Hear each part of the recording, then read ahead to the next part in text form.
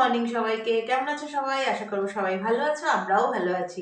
কি ভাবছো তো দিদি আজকে বসে বসে গুড মর্নিং করছে? হ্যাঁ, আজকে বসে বসে গুড মর্নিং করছি, তার কারণ কি বলো তো? আজকে কাজ সেরকম নেই।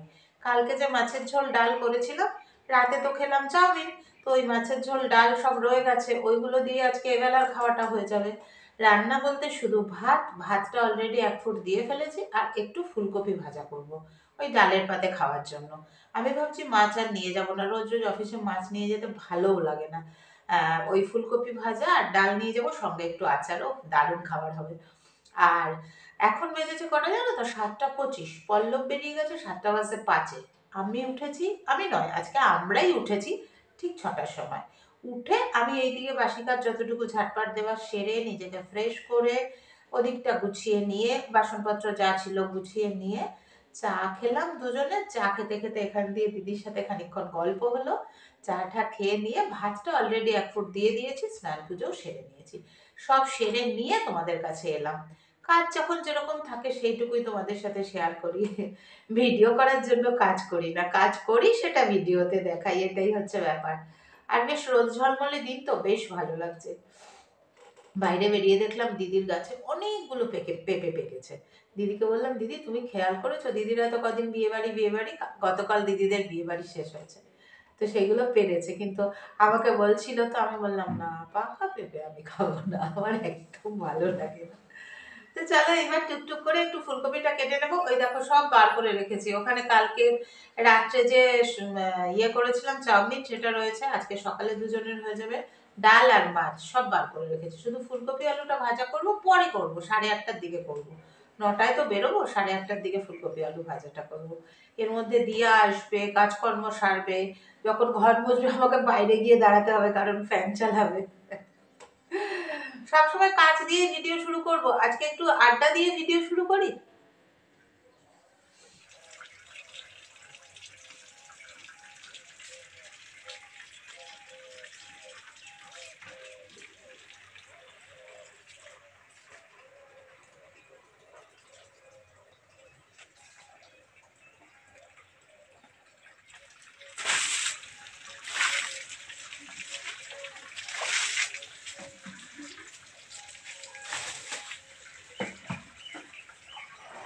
ও মা, এই বেগুনটাও বড় হয়ে গেছে। এটা তুলেছো দিদি? এই বেগুনটা তুলেছো?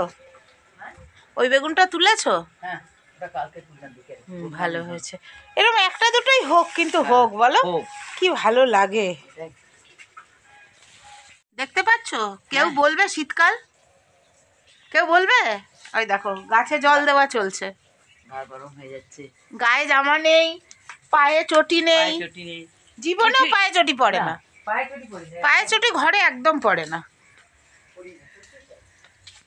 দিয়া কাজ সেরে বাসনপত্র এই যে এখানে গুছিয়ে উপর করে দিয়ে, মানে এটা অন্যদিন বাইরে রেখে যায়, পল্লব তুলে আনে, আজকে পল্লব তো আসতে দেরি হয়, তাই ও তুলে দিয়ে গেছে, এখানে রেখে গেছে, আর আমিও রান্নায় যুক্ত হয়ে পড়েছি।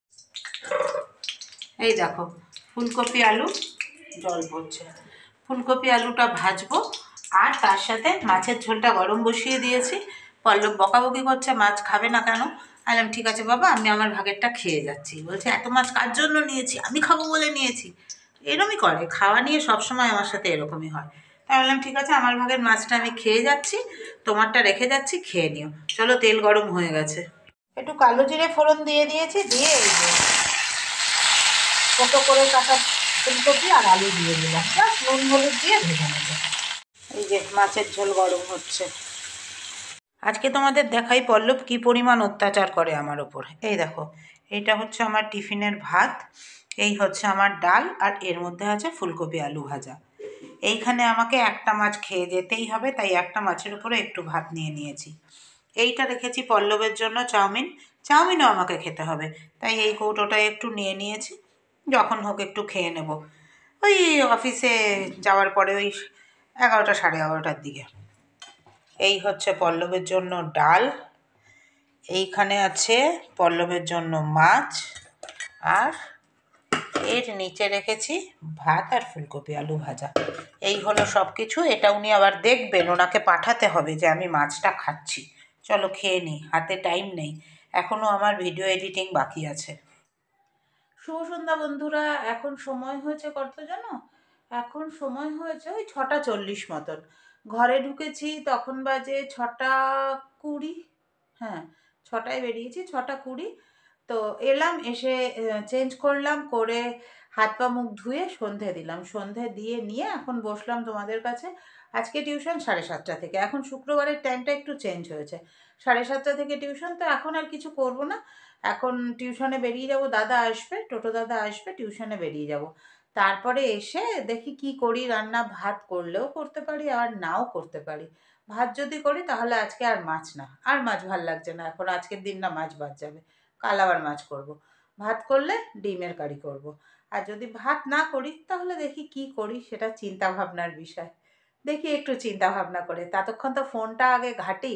মান্থ এন্ডে একটু চাপের মধ্যেই রয়েছে, সব লাইট টাইট বন্ধ করে দিয়েছি, ব্যাগও হাতে নিয়ে নিয়েছি।